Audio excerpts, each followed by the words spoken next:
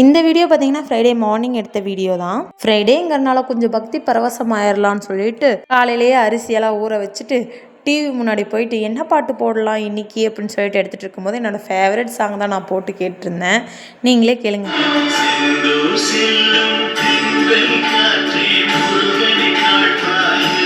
முருகன் சாங்கை போட்டுட்டு தான் காலையில் வேலையே ஆரம்பித்தேன். ஃப்ரைடேங்கிறனால கொஞ்சம் பூஜையெல்லாம் பண்ணலாம் வீட்டுக்கு. ஏன்னா 1 வீக் ஆயிடுச்சு ஊருக்கு போயிட்டு வந்து எதுவுமே பண்ணலன்னு சொல்லிட்டு இன்றைக்கி ஆரம்பித்தேன்.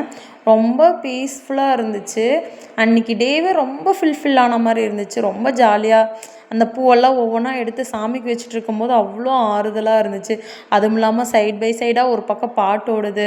அந்த பாட்டெல்லாம் கேட்டுட்டு ரொம்ப ஹாப்பியாக சாமி கும்பிட்டுருந்தேன். அந்த ஒரு திருப்தியான டைம் எப்படி கிடைக்கும் அப்படின்னா இந்த மாதிரி பீஸ்ஃபுல்லாக சாமி கும்பிடும்போது தான்.